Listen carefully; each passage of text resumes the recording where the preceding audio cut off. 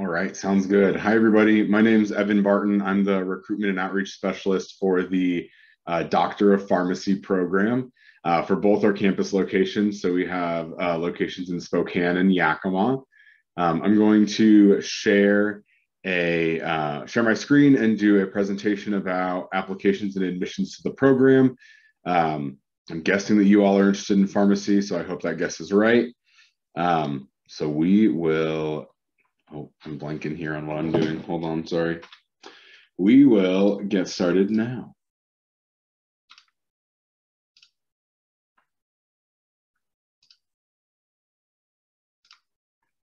All right. So let's talk a little bit about admissions and applications to the Doctor of Pharmacy program at WSU. So just a little bit about what I'm going to share today, just some general information about the Doctor of Pharmacy program, as well as information about how you can apply to the program. I'll talk a little bit about our holistic application review process that we have, as well as tips for being a competitive applicant to the program. And then, of course, we'll touch on interviews, and then we'll also talk a little bit about paying for your Doctor of Pharmacy program. So let's jump into the general information. So, of course, one of the big questions that a lot of students have is, what is the tuition? So for 2020 and 2021, for this academic year, our tuition was, for residents, $24,960. And for non-residents, it was $41,614. I've actually just heard that these numbers aren't changing as well for the upcoming academic year. So for 2021, 2022, these will be the same numbers. One thing I do like to note is that non-resident students can actually apply for Washington residency after their first year in the Doctor of Pharmacy program. And then you'll pay resident tuition for that second through fourth year. So right now, getting residency in the state of Washington, if you're a non-resident student, is about the equivalent of getting a $17,000 per year scholarship, which is pretty good. We've also been training pharmacists for over 129 years now. We have been around with WSU since 1891. So we're celebrating 130 years of educating pharmacists in the state of Washington. I like to jokingly tell everybody that we have been around since the time where pharmacists were the ones who discovered and created Coca-Cola, all the way to the point where now pharmacists are the people who have Doctor of Pharmacy degrees, and they're doing direct patient care and immunizations and vaccinations, things like that. And then as a college, we also award over $300,000 annually in student scholarships. So we do our best to support as many students as possible in our program through these financial aid scholarships that we award as a college. So we are a pretty traditional four-year program. Your first 3 years in the Doctor of Pharmacy program will be completing your pharmacy coursework. And then it will be going into what we call your introductory pharmacy practice rotations. These rotations happen in the summertime between your first and second year, and then between your second and third year. The first one is a 4-week-long community pharmacy rotation. So when I say community pharmacy, that's things like Walgreens, Rite Aid, Bartell's, things like that. And so you'll do a 4-week rotation in a community pharmacy after your first year. And then after your second year, you have a 3-week-long hospital or institutional, so like healthcare system rotation, and you do that for about 3 weeks. And then the nice thing with the 4-year program is that during your first 3 years and even into your fourth year, you can still be involved on campus. You can be active in student clubs. We have over 20 clubs on campus that are just for pharmacy students. And then you can also work in pharmacy settings as well, because when in our program, you have what's called your pharmacy intern license. And so with that license, you can work as a pharmacy intern. And then in your fourth year, you go directly into your advanced pharmacy practice experiences. And these are six-week-long clinical rotations. And they introduce you to all areas of pharmacy, or many different areas of pharmacy. So you have 4 that are required by our accreditation standards. And those are another community pharmacy rotation, another hospital or institutional rotation, an acute care rotation, which is doing things like sudden onset or emergency, And then it is also ambulatory care. So ambulatory is going to be doing things like what we call medication therapy management, or working with special populations and people who have chronic disease states like diabetes. And then you have 2 elective rotations where you get to choose what you do. So students can do those through, we have a residency prep rotation where you actually do all 4 of your rotations, or we try our best to get you at all 4 of your required rotations at the same spot, in addition to your 2 elective rotations. So that way you get the experience of rotating through different areas for residency preparation as you're applying for residencies to specialize in pharmacy. Or you can do things like veterinary pharmacy or psychiatric pharmacy. So there's a lot of different options for you to specialize and kind of tailor your rotations at the very end there, specifically to your interests. So our curriculum is really focused on preparing students to become outstanding healthcare professionals, of course, that practice at the top of their education.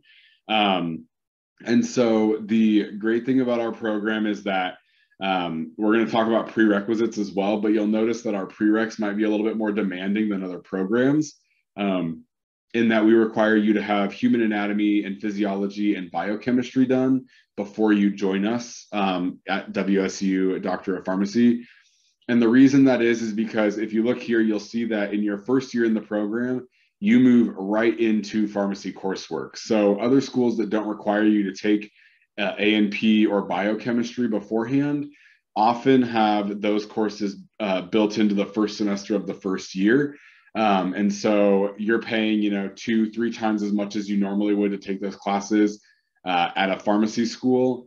And you can do that at your undergrad. So that's our mentality on that, is that you take those in your undergrad or at a community college, and you will jump right into pharmacy coursework. So in your first year, you do move right into applied patient care. So in the first year, students take point of care and basic patient assessment classes. And then you go into pharmacogenomics, pharmacokinetics. You're doing top 200 drugs. You're learning about healthcare systems, pharmacy calculations, and pharmacy communications. And then in year 2, you're going into things, of course, building upon that into pharmacy management, drug discovery and development, quality assurance, and patient safety. And then year 3 is really getting into the information and literature, pharmacy law, special populations, and very applicable right now, public health and emergency management.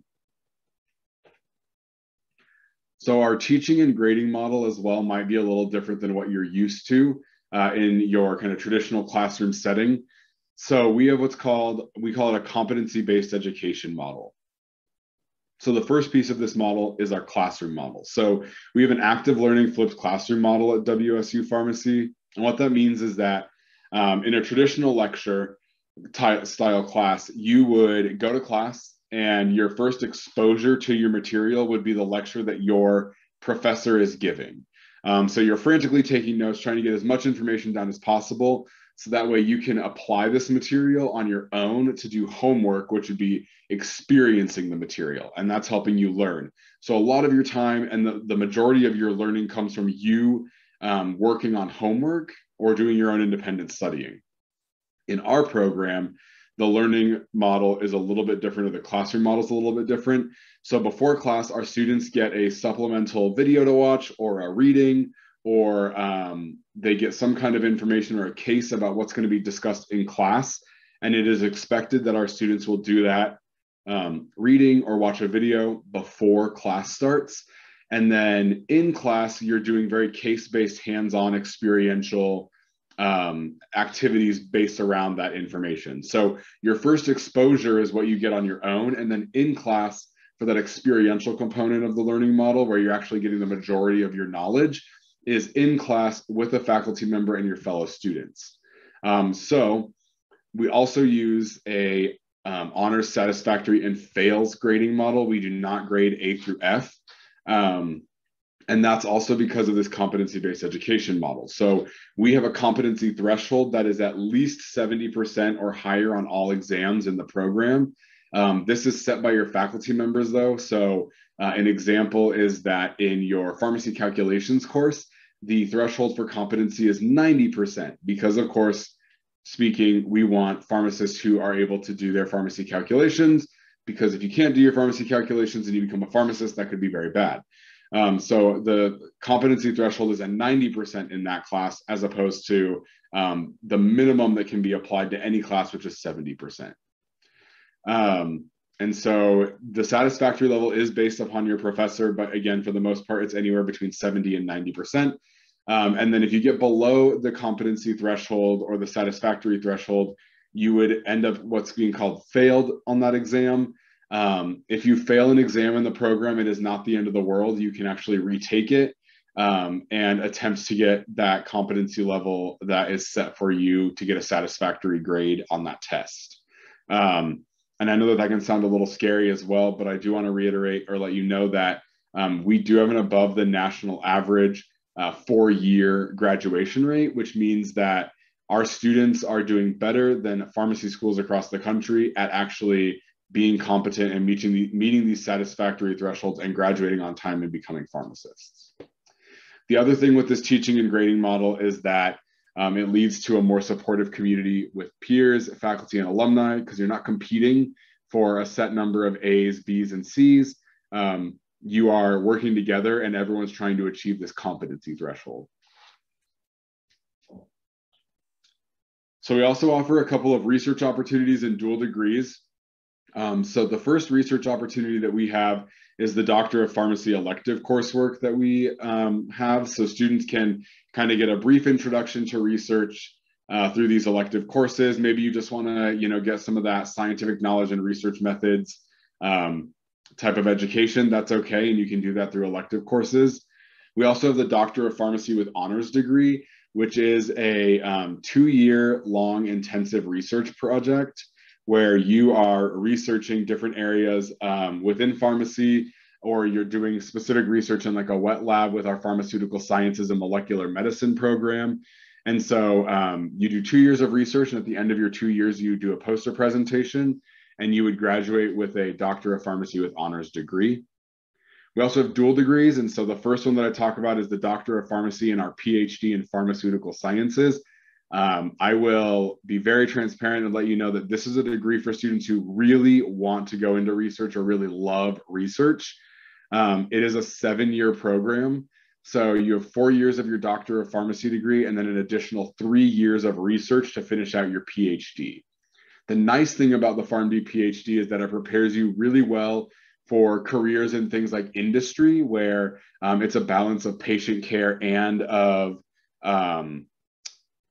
research. So a good example of this is one of our alumni works for Pfizer. And so his job working for Pfizer right now specifically is related to COVID-19. And so he is addressing the patient care needs, but also serving on the research side to make sure that we understand what's going on with the vaccine and things like that. So he has a PharmD and a PhD, and it prepared him well for this career in industry that isn't just, doing patient interaction. There's also the Doctor of Pharmacy and a Master's of Business Administration program. This program the rest of these dual degrees only take 4 years. So the MBA program is designed to only take 2 years. And we spread that 2 years worth of coursework out over 4 years so that you're only doing light or part-time MBA work at the same time as your Doctor of Pharmacy. So it's very manageable. And it is a great program if you want to go into like pharmaceutical businesses, or if you want to own your own pharmacy, or maybe go into like pharmaceutical marketing, things like that.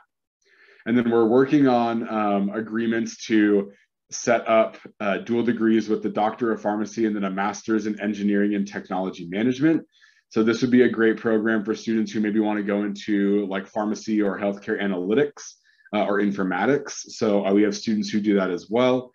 Also, I'll be very honest with you that, with the introduction of Amazon into the pharmacy industry and things like that, being able to kind of be ahead of the curve and being able to actually control and manipulate the technology and the engineering that's going to be going into the healthcare field is really going to be a competitive advantage for you, especially within the Doctor of Pharmacy realm. And then we also are going to be hopefully releasing the Doctor of Pharmacy and a Master's degree in Healthcare Communications. And this would be for students who maybe want to go into medical communications, into different things like that, or into public health. This is a great avenue for students who want to do that. Again, a very applicable example would be the Mask Up Washington campaigns that are going on. And then also, in the past, promoting vaccine adoption for things like measles, mumps, rubella, things like that. So lots of different options there for dual degrees. And again, great ways for you to tailor your education. You can also do certificates in all of these programs. So you do not have to do a full-on master's degree. You could get a certificate in these as well. That would be on the graduate level. So like I mentioned, here are a couple student success metrics. So we do have a 93% on-time graduation rate for the class of 2020. Again, this is above the national average, which is anywhere between 85 and 90% every year. We did have a 90% first-time NAPLEX, which is the North American Pharmacy Licensure Exam, pass rate for the class of 2019. We're still finalizing and getting all of the 2020 results in right now. That's why we don't have that number. But the 90% was higher than the national average, which was an 88% last year. And then 81% of our 2020 graduates who were actively seeking employment had accepted a job, residency, fellowship, or they had a pending offer of employment at the time that they graduated from the program. So where are we? I did discuss this a little bit. We're in Spokane, Washington on our main health sciences campus. On this campus, we have pharmaceutics compounding labs available for students where students can do complex and I'm blanking on the word, complex and sterile compounding. So you can do compounding that way and you learn these in your class. We also have a full compounding club too, if you want to go into pharmaceutical compounding. There's 2 applied patient care classrooms and a full simulation suite.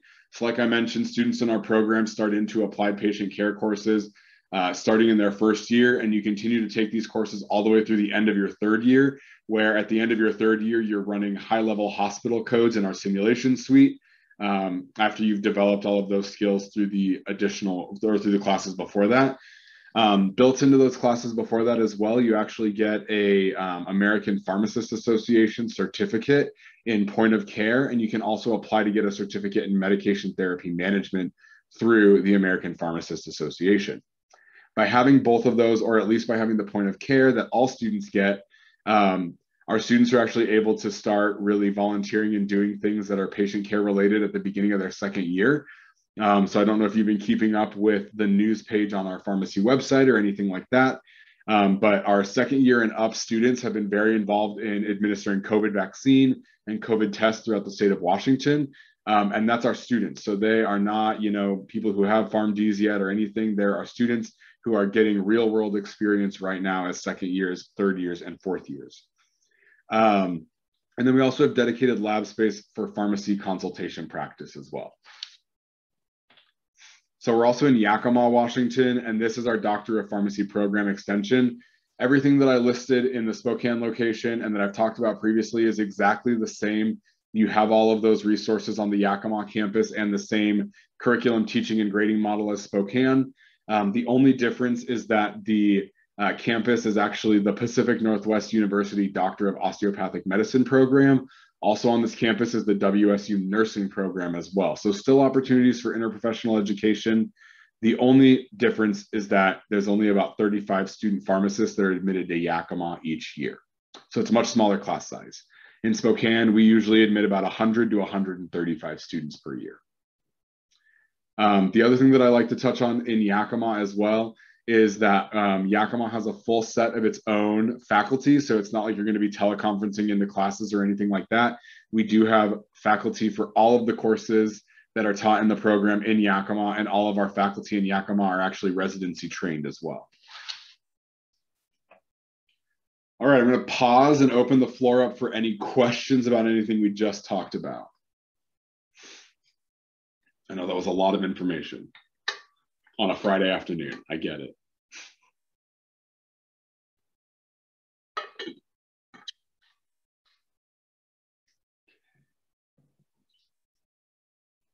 see a chat message. Yeah, that's a great question, Destiny. So how many times can you retake a class if you fail it? So you can retake a class as many times as you need to. Usually it only takes students about a second time to take the class, and then they are passing the class. I will say with like, if you fail a class, it's not, again, if you fail a test and you do not pass the test a second time, it may not be the end of the world. What would happen is you would go before what we call our student progress committee. And the student progress committee would then talk to you about what's going on, what kind of happened during the semester. Again, if you fail one test, it's fairly uncommon that it would be anything serious from the student progress committee. And it would likely be that you would actually still progress as normal. If you were to fail several tests in a class, it may be that you have to retake that class. Again, that would not be the end of the world, and you would likely progress on to the next semester in the program because we're pretty step lock. And then a worst case scenario would be if you failed multiple classes, what would likely happen is that the student progress committee would halt your progression in the program, and you would be able to take like elective courses for the following, like the upcoming semester. And then you'd have to come back in the fall and retake that whole semester that you previously failed. But again, that's very rare in our program. Like I said, usually our on-time graduation rate is anywhere between 93 and 97%. So we're talking like only maybe like 3 to 5 students per year are not progressing as normal. And that's per professional year. That's not, or like cohort. So that's not like every single year your class slowly loses 3 to 5 people. That's like 3 to 5 people over the entirety of your time in the program for your specific cohort.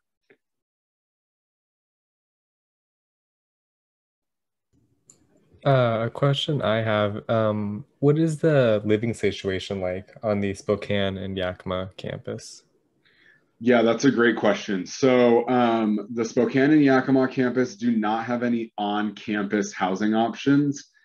So both of those campuses are technically considered commuter campuses. And so there are lots of housing opportunities or like options like just right off of campus though. So in Yakima, there's a set of apartments that are called I think it's PNWU rentals or Yakima rentals. And the apartment complex is quite literally right behind PNWU where you would be taking classes. There's actually a paved pathway between the two locations for students. So they were pretty much built specifically for students in mind. And so in those, there's options for like 1 bedrooms, 2 bedrooms, and 3 bedrooms. I will say that if you have roommates, your rent usually gets lower. In Spokane, there is a living option that's just about a quarter mile away from campus. It's not very far. We're right on the Spokane River in Spokane. And so you actually just walk across a bridge to the living option. The nice thing with that is that it's only about $700 a month in rent. And you live with 3 other people you have a communal living area, but you have your own room and bathroom. And you pay $700 a month, and that includes all of your utilities. It includes internet costs and everything that you need for like any other utilities. So there are a lot of options. We also have through WSU Spokane, we have a housing resources page where we have a third-party tool that's called Places for Students. And the nice thing with Places for Students is that it is all background checked and secure and safe housing options that are listed by landlords in the area. And again, they're background checked and verified. So you're not getting scammed or anything like that. And we have that for both Spokane and Yakima as well.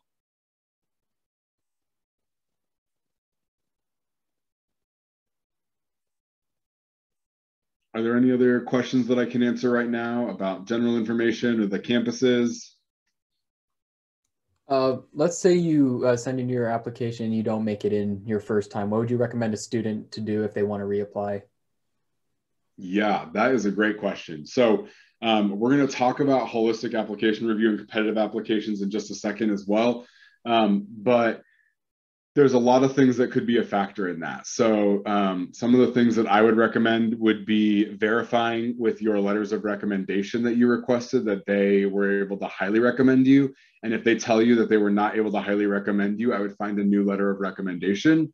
The other ones that I would think about would be like maybe your grades are not the highest, and that's okay. But if you had a lot of repeated coursework, it never hurts to retake some classes. The other thing would be usually it's going to be letters of recommendation or like several repeated classes or the inability to complete prerequisites on time that would lead to a denial. And then another thing too would just be thinking about your interview to the program. If you are denied after your interview, just think about that, and then kind of think about and think through the questions and see if there's a way that you could better rephrase those questions, practice interviews, things like that. Those are kind of the main three things that I would say are scenarios where a student's application might lead to a denial. The other one that I just always recommend that kind of leads to not moving forward in the admissions process is if you are missing a letter of recommendation, we cannot review your application until that letter comes in.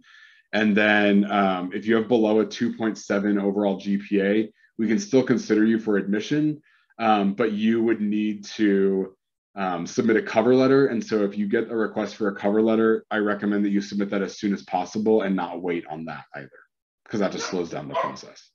I'm going to apologize if you can hear a corgi barking. That's my cranky dog. All right, so we're gonna move into how to apply. All right, so let's talk about application options. So the first one that I like to talk about is early admission. So some of you may have heard of an old process called early decision. And this process is slightly different than early decision. So early decision was a program where if you applied early to one school, you were only allowed to apply early to one school. If you applied early to that school, you would get an early admissions offer. And then with that early admissions offer through early decision, it would be a binding agreement. So you couldn't apply to any other programs if you were admitted early decision. So as a group of pharmacy schools across the country, we all made a decision to do away with early decision. And so WSU has created an early admission priority deadline. So it's got the same perks of applying as early decision. So you get an early admission decision still, you get early access to financial aid, and you actually receive a guaranteed scholarship to the program when you're admitted. And so the scholarships generally vary anywhere between $750 and $1,500. So it really just depends. But you get that guaranteed scholarship upon admission. The reason that we did away with early decision is that we wanted to create a process that was a little bit more inclusive and allowed students to compare pharmacy schools. So if you applied early decision to a school and you found out that it may not have been the best choice for you, you'd have to wait an entire year to reapply to another program. Whereas now you're just applying regular admission to WSU early and you can still apply to other programs. So I highly encourage you to apply early admission if you are looking at WSU. Even if we may not be your top choice, you get that guaranteed scholarship upon admission to the program through the early admission timeline. Some students may still require a little bit of additional time though, and that's okay. I'm sorry, I didn't touch on the application timeline. Every year about a year before you plan to start pharmacy school is when your application will open. So an example of this is that for fall 2022, the application is going to open in mid-July of 2021. And then early admission, the deadline is going to be September 15th, 2021 for fall 2022. Regular admission is September 16th through our early January deadline that we're going to have. And that would be January 2022. The nice thing with regular admission is that you have a little bit more time to apply to the program. We still do rolling admission though, so I still encourage you to apply early in this September 16th through January timeline. If you apply, on January 1st at 11:59 p.m., it's a lot riskier because we've been filling seats, for the last several months at that point. And then you could also run the possibility that because you may be in a different time zone than what the actual application deadline time zone is in, you may miss that deadline. So I always encourage you to apply earlier rather than later. And rolling admission, like I said, is when we have interviews going, and then the admission offers are made after interviews. And so we don't wait to admit all on one date. We actually will admit a couple of days after the interview or a week after the interview. And so it's, again, rolling admission on a first come, first served basis. The other nice thing with regular admission is that you secure a seat. We guarantee you a seat at your location of choice. So same thing with early admission. You have a guaranteed seat at your location of choice, but regular admission is the only perk to regular admission is that you have a guaranteed seat on your campus of choice. We also have late admission. So maybe you need a little bit more time to complete your application, or maybe you didn't know that you were ready to apply to pharmacy school until January. You can apply through the late admissions timeline, which is January through June. This just gives you more time to complete your application. Depending on space availability as well, we sometimes cannot always guarantee placement on your campus of choice with late admission. Also, I apologize for my corgi if you could hear that barking the whole time. We also have the Save a Seat program. So the Save a Seat program is for students who maybe aren't ready to apply to the Doctor of Pharmacy program in the next year. And this is where you can secure your seat as a current college student at an accredited college or university, which is all of you, up to 5 years before you plan to start pharmacy school. So you would apply through what we call Pharm Direct. And then we do ask that you have a minimum 3.0 cumulative GPA. But then once you are admitted Save a Seat, we are holding a seat for you in the program for up to 5 years from when you have been admitted to Save a Seat. I can never guarantee admission to the pharmacy program just per accreditation standards. However, I can say that every Save a Seat student that has applied through early admission and met all of our maintaining eligibility requirements has been interviewed for the program and then been admitted. So I can never guarantee it, but it's pretty much a guaranteed interview with a very high likelihood of getting a seat in the program, barring any kind of extraneous circumstances that might happen at your interview. So maintaining eligibility in the Save a Seat program is just completing all the prerequisites, maintaining a 3.0 cumulative GPA at the end of each pre-pharmacy year, getting at least a C- or a 1.7 GPA in all of your prerequisites, applying and completing all of the admissions requirements for early admission to WSU. And then, of course, you're already doing this right now, but membership in a pre-health or pre-pharmacy group is recommended, not required. All right, I'm going to pause. Are there any questions about application options?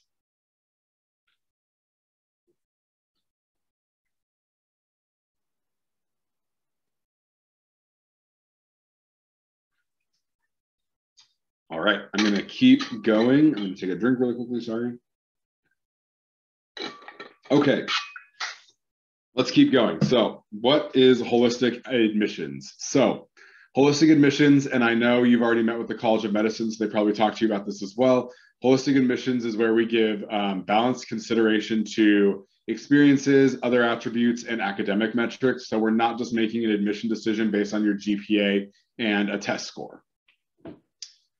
So what does this process look like? We will look at your grade point average to check on that to see that it meets our preferred requirements. Like I mentioned, if you don't meet that preferred 2.7, you can still apply and we'll still consider you for admission. We just need you to submit supplemental information. We'll also look that you have a clear plan to complete the prerequisites before starting in the fall. We'll review your evaluations or your letters of recommendation is what we call these. And then we'll also look at your personal statement, so the essay that's attached to your application. We'll look at your grade trends as well, and then we'll also look at your professional goal statement, which is the WSU supplemental application for pharmacy school. But we don't actually make you apply through a supplemental application and pay another fee. It's built into the PharmCAS application. So let's talk about competitive applications. So for grade point average and grade trend, like I said, we have that preferred 2.7 cumulative GPA. Again, if it's below, we will request a cover letter, and I encourage you to submit that as soon as possible once you receive that. In that cover letter, we just ask that you address any extenuating circumstances that you'd like us to consider as we are reviewing your application for admission from that point forward. And then we also, again, require a C- or a 1.7 or higher in all of your prerequisites. So if you've gotten below a C- or a 1.7 in any of your classes currently for the prereqs, you're going to want to retake those because we can't accept anything and we do not accept anything below a C-. And then the grade trends, we are looking for consistent or positive grade trends. So what I mean by consistent is if you're an AB student, you have mostly A's and B's. Organic chemistry and biochemistry are hard. If you get a C in those courses, we understand. Positive grade trends, of course, are going to be, maybe your first couple semesters of college were a learning experience for you and you struggled a little bit, but now you're doing really well. That's great. Or if you have to retake a class, we want to see that you did better. So if you got a D in, organic chemistry, we want to see that maybe you got a C, B, or A. We don't want to see you go backwards and get an F in organic chemistry the second time you take it. And then the same thing with just kind of grade trends. We don't want to see any negative grade trends like I just mentioned. Or one of my other ones that I talk about is kind of the roller coaster, where in the fall, because it's dark and cold, you stay inside and do homework all the time and you're getting really good grades. And then in the spring, when it gets nice out, you get distracted and you let your grades slip in the spring. And I'm talking like full letter grades in a slip. So again, kind of looking for consistency or positive grade trends. So I did mention that we were going to talk about the prerequisites. So we do require that all of your science prerequisites be completed by the end of the spring before you start pharmacy school. So an example would be for those students who have been admitted to the program, we're requiring them to have all of their science courses done by the end of spring 2021 for admission to this upcoming fall. All of your general prerequisites need to be completed by the end of summer 2021. Again, example for the fall 2021 admitted students. But again, the summer before you plan to start pharmacy school. And pretty straightforward, our general classes are going to be English writing, philosophy focusing on ethics, logic, or critical thinking, microecon, general psychology, calculus, statistics, and then of course, a full year of general biology with labs, full year of general chemistry with labs, full year of OChem with labs, 1 semester of microbiology with a lab, 1 semester of human anatomy with a lab, 1 semester of physiology, and 1 semester of biochemistry. We also require 2 evaluations to be submitted through the evaluation section on your PharmCast application. So I like to use the interchangeable terms that you kind of heard me say. So electronic evaluations or letters of recommendation. The reason I call them an electronic evaluation is because you do not collect a letter and then send it to us. You request that through PharmCast, and then your recommender actually uploads it, and then it's attached to your application through PharmCast. So you do not need to do any collecting on the back end or uploading or anything like that. Again, we require 2 of those. We ask that your evaluators be able to speak to your adaptability, empathy, ethics, intellectual ability, leadership, communication, things like that. We do have some recommended sources. We don't actually explicitly tell you where they have to come from, but our recommended sources are people like your professors, your instructors, any academic advisors, employers, volunteer coordinators, supervisors, and if you can get a letter from a pharmacist or another healthcare provider, we highly recommend those, but it's not required to get a pharmacist or a healthcare provider. That being said, we do not accept letters of recommendation from your family or friends. Of course, they think you're awesome, and we're really glad they think you're awesome, but unfortunately, they're just not unbiased.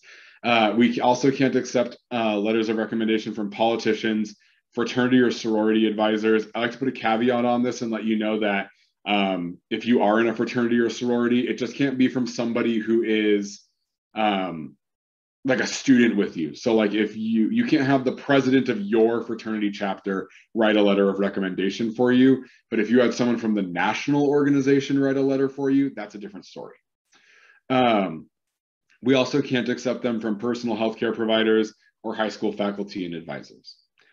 Like I mentioned, these do not have to be submitted at the time of your application being submitted. However, I highly encourage you to have those submitted to your application either very closely around the same time or very shortly after. Because if you wait months afterwards, your application just kind of sits there and we don't do anything with it until we get that last letter of recommendation or both.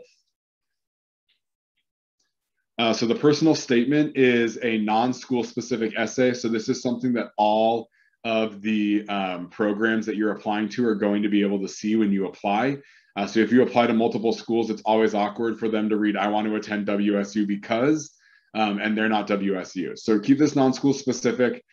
This personal statement should address how you chose pharmacy as a career, why you want to attend pharmacy school and receive your Doctor of Pharmacy, and then what are your goals once you have your Doctor of Pharmacy. So those are just some prompts to kind of help you, map out how you might want to do your personal statement. The professional goal statements are WSU specific. So this is okay where you can talk about why you want to attend WSU and things like that. These again are built into the PharmCast application under the program materials section in there. And we use these to assess your leadership experiences, volunteering and community engagement, any kind of obstacles or growth that you've had to go through, and then unique and individual interests that you might have. You can actually find these on our website. So if you go to pharmacy.wsu.edu and look at the Doctor of Pharmacy admissions section, you can actually download these as a PDF and start working on them now if you're looking at applying in the next cycle. So just a quick summary of what a competitive application looks like. We do review your GPA. The average incoming GPA for a student is a 3.3. We are also looking for consistent or improved grade trends. Also looking for strong letters of recommendation. Like I mentioned, you want people who are going to highly recommend you for admission to the program. And then, of course, compelling responses to the personal statement and professional goal statement. And then lastly, just a clear plan to complete your prerequisites. And then some additional info too, we do not require the PCAT, which is the pharmacy college admissions test. We do not require that at all, and we don't use it for admission purposes. So if you are only applying to WSU, you do not need to worry about taking that test. If you're applying to other programs, you're going to want to check on what their PCAT requirements are. And then pharmacy experience, we don't recommend, or we don't require it. I'm sorry, we do not require pharmacy experience, but we do recommend it if you are able to get pharmacy experience or you have it, you should list it on your application. And then for criminal background checks, we do require a criminal background check before you are able to start the program in the fall. And then every year after that, you have to maintain a criminal background check as well during the program. I'm going to pause and see if there are any questions about competitive applications. So my question is, are 2 semesters of OChem required, or is one sufficient? So we do require both semesters of OChem. So you would need to take OChem 1 and OChem 2 with lab. Or if you take it at a community college, it would need to be OChem 1 through 3 with labs. Gotcha, thank you. Yeah, sorry to be the bearer of bad news. Are there any other questions that I can answer right now? I have one. You Yeah. talked about how with the personal recommendations, it's recommended to have either a pharmacist or healthcare provider. So with healthcare provider, could that really be like any form of healthcare, or would it, like going towards the pharmacy route, be the best thing to like put? That's a great question. So if you have a pharmacist that will write you a letter of recommendation and you think that it'll be a strong letter of recommendation, I would recommend that you have that pharmacist write you a letter of recommendation. However, if you have other healthcare experience and maybe you don't have a ton of experience working in a pharmacy, but let's say like a medical doctor or like a nurse that you've worked under would be willing to write you a letter of recommendation, that is appropriate and that is okay. Like I said, with pharmacy experience, you don't require experience, but if you have other healthcare experience as well, so maybe you did like hospital volunteering or something like that, and it wasn't pharmacy specific, still include that, because introducing yourself to the healthcare environment still is going to help you, in your application. Does that answer your question? Yes, thank you. Yeah, absolutely. Any other questions I can answer right now?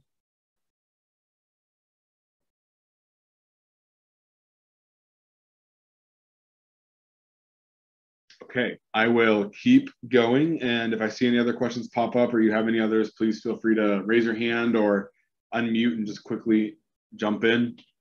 So the interview process. So once we have reviewed your application for admission, excuse me, and we found you interview eligible to the program, we will send you an email to invite you to an interview with the WSU PharmD program.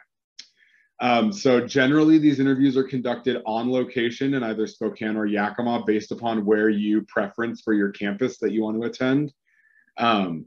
However, as you can see with my little asterisks there, for 2020 and 2021, our interviews are going to be conducted virtually via Zoom, and they have been for the last year. And so we do our best through the Zoom environment to recreate the interview experience as close as possible. And we think we do a pretty good job of that. But generally speaking, when you come for an interview, your schedule is going to be about a 45 to 50-minute welcome with our dean of the college, the associate dean of professional education for the program. You'll have a student, you'll have student ambassadors, and then you'll also have a student success and academic advisor in there as well. So you'll get to meet staff and faculty and current students that are all involved in the program.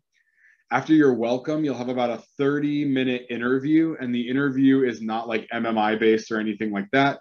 It is, the interview is a kind of a one-on-one style.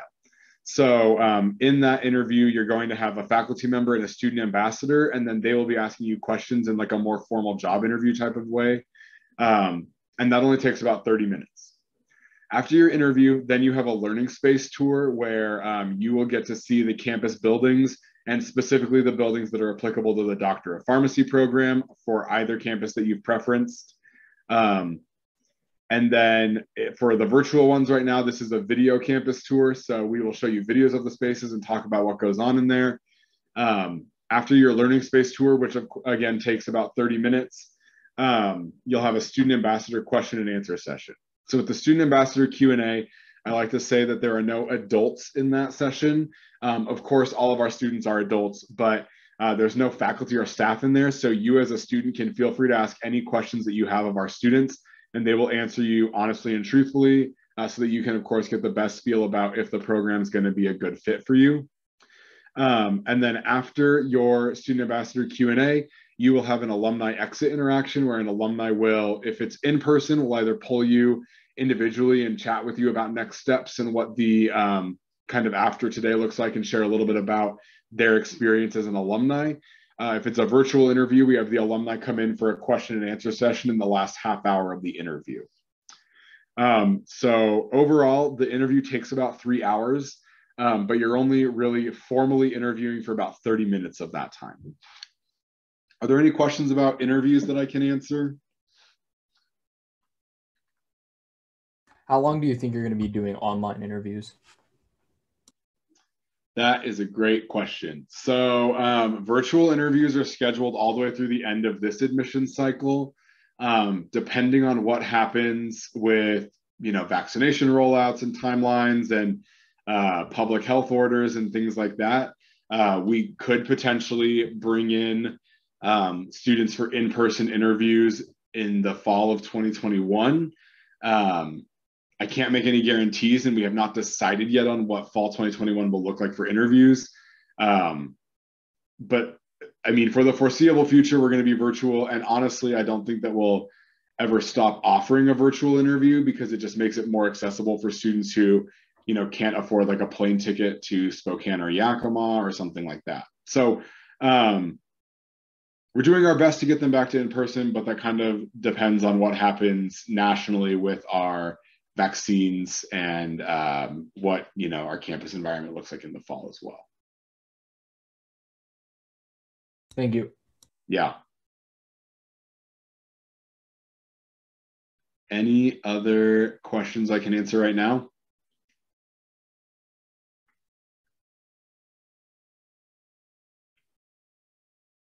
Okay, I'm gonna keep going. So let's talk about paying for your Doctor of Pharmacy degree.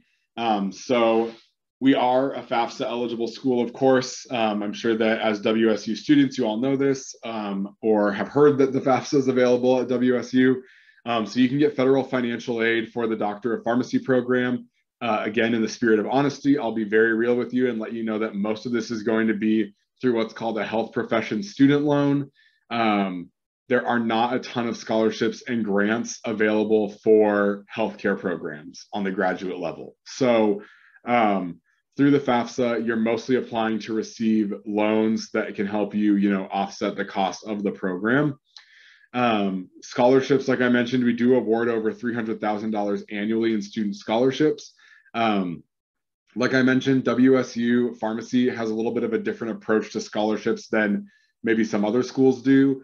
And so instead of giving a few students really large scholarships or like full rides, what we do is we try to take the $300,000 and spread it out among as many students as we possibly can. So most students in the Doctor of Pharmacy program have about $1,500 to $2,000 a year in scholarship. It's not a ton, but it still definitely does help offset the cost of the program. And then we also, for students who are from Alaska, Nevada, or the Northern Mariana Islands, we are a WSU eligible school. I don't know if you've ever heard of the WUI, but this is the professional student side of that for the graduate level health sciences. And so with that, if you are WSU eligible and you apply through your state for the WSU grant, you can actually pay in-state tuition to pharmacy school, and then your state will cover the remainder of what your non-resident tuition would be.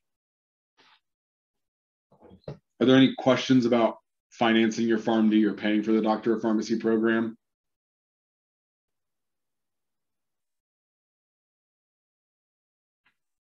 Okay.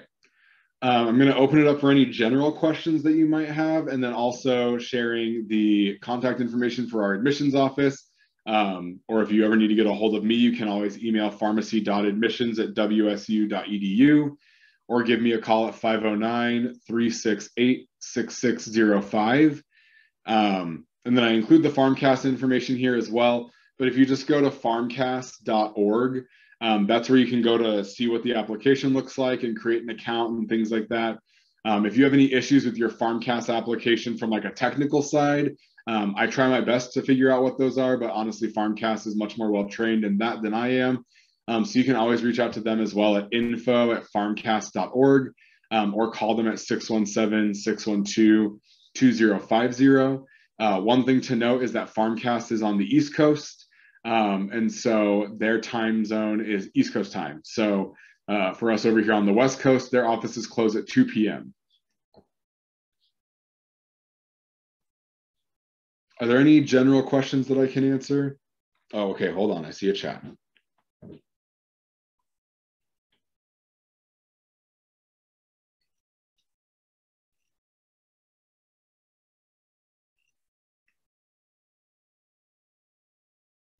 Okay, so the question is around if the pharmacy school application will have a COVID-19 hardship section on the application. And that is okay. I completely understand getting your wisdom teeth out. So the COVID-19 hardship section is on the application this year. I do not know how long it's going to be on the application. I imagine that PharmCast will keep it on the application for fall 2022. And I think it'll kind of be a year-by-year assessment. However, if PharmCast takes it off of their application and WSU, like we still think that it's an applicable question, we will keep it and we'll put it into our custom question section. That's that supplemental application that I talked about. We'll build it into there and we'll still review it. So we do have a section for that built out in our custom questions right now. And there has not been any talk of taking that away for the next year also. I have a feeling that it'll stick around for a couple of years because at least for the next 4 years, there's going to be people who were affected by COVID in some way, shape, or form. And so I imagine that it'll stay on for the next several years, maybe 4 to 5. Yeah, you're welcome. Any other questions that I can answer right now?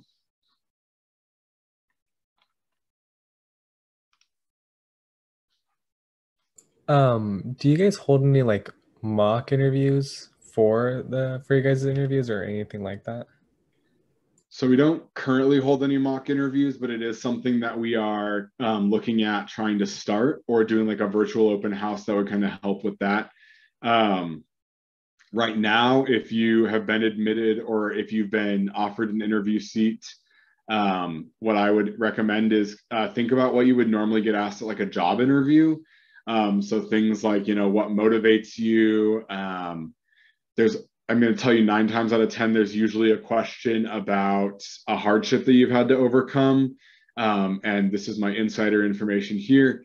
One of the things that we always look for in our applicants is the idea of the growth mindset. So I don't know if you've ever heard of the growth mindset, but it's that idea that if maybe you failed or had something where it didn't go the way that you planned, that you used that as a learning opportunity and then applied it again in a similar situation or the same situation and had a better outcome.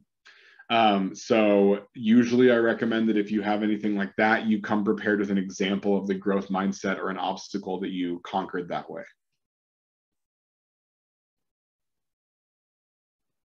But we are looking at setting up mock interviews and getting that established. It's just not currently operating right now. Got it. Thank you. Yeah.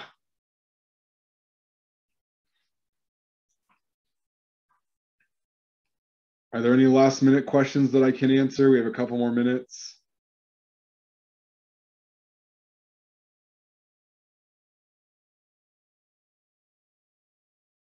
Okay, I'm not seeing anybody unmuting, and I'm not seeing any chat messages come through yet. So I just want to say thank you for letting me come to present to you all. I really appreciate it. Thank you for taking time out of your Friday afternoon to join me for what is always a riveting conversation. And so I appreciate that. And if there's no other questions, or if you have any other questions after today, you can always feel free to email me or give me a call, and I'm happy to help. That's my main job, is I help students through the application and admission process. So yeah, if there's no other questions, unless there's anything else that you all need to talk about, I'll let you all go start your weekend.